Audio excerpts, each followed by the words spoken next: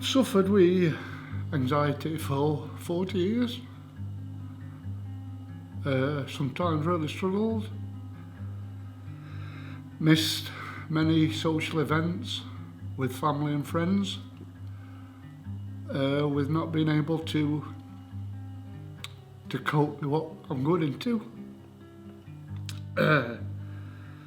Learned to hide it from a lot of people, but got worse as years went on.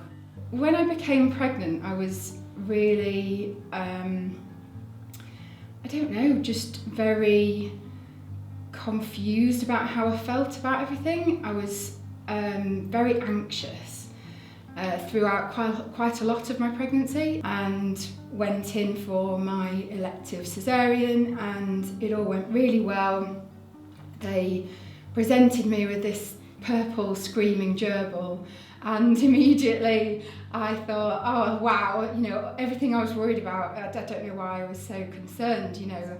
But what I then found is that I transferred that anxiety about not being a very good mum into trying to control the things I could control. My brother committed suicide nearly 15 years ago. He was also a construction worker. Back end of, what year was it, 2008, November 2008, he wasn't well for a week or so.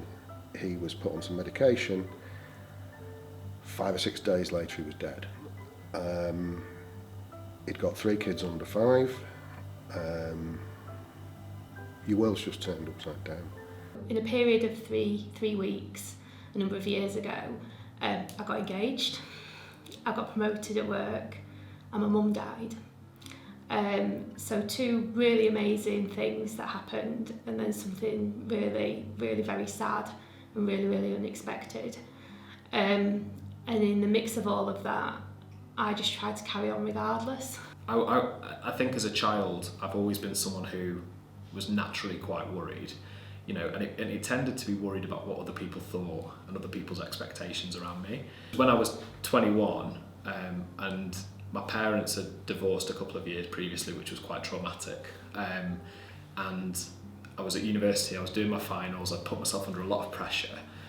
And the best way to describe it was like an elastic band just snapping. I remember sitting in a library revising one day and just having this kind of complete sense of dread, and all of a sudden kind of feeling like I'd fallen into a bit of a black hole. Decided to get some help, and I contacted a very good therapist. She was very good, and it was money very well worth spent. I'm not 100% at the minute. I am getting there. I do a lot more now than what I used to do. I've still got a bit of way to go, but I can cope with it a lot better now. About a year ago, I was in a development centre with the rest of the executive committee, and we were doing a bit of a get to know you session, a bit about who we were, what we were proud of, what we were embarrassed about. And I said, well, I'm really proud to be here because I never thought I would be, but I'm really embarrassed because my mental health isn't very good at the minute. And I think that's the first time I'd really admitted to myself it was a pattern, that I actually wasn't doing very well in general, and I needed to get help. What I do is I help myself. I take myself out of situations if I can see it leading to sort of cascade into something else.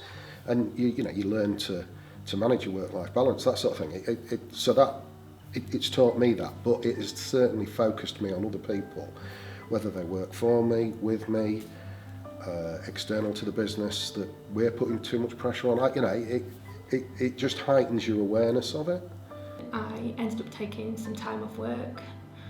I ended up seeing a bereavement counsellor for nearly 18 months to help me deal with all of that.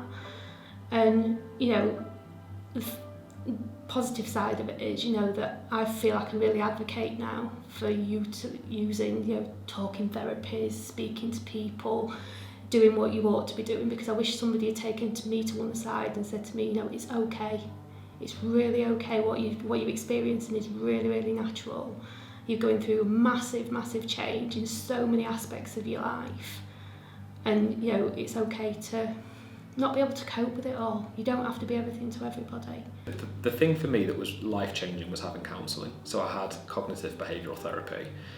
You know, I've also been on a course of antidepressants for more or less since I was 21. And even that, saying that now, I've never said that to anybody, really, or outside my own family. And for a long time, antidepressants, it would always be like, no, don't tell anyone. Admit you're struggling, and then you'll find that you do that, you'll find that half of the weight's lifted straight away. It's not a shame. It shouldn't be a shame on you to go and seek that support. In fact, it's really brave, because don't get me wrong, the first session you have, you're usually like a blubbering snot mess.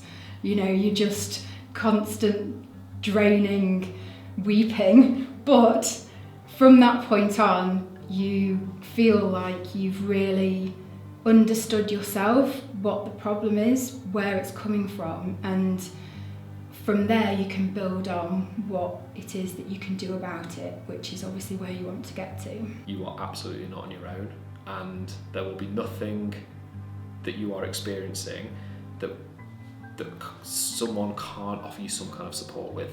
And that might just be a shoulder to lean on and a conversation. It might be more formal supports needed, more medical support, but if you don't seek the support, you can't move forward with it. And like I say, mental health is not good or bad. You don't just wake up and you've got bad mental health now, I'm really sorry. Or, to be honest, if anyone says, I've never had mental health, everyone's got mental health. It's on a spectrum, and that spectrum can change on a daily basis depending what's happening to you. Talk and talk some more. Find somebody to talk to. You will never, ever, ever be alone.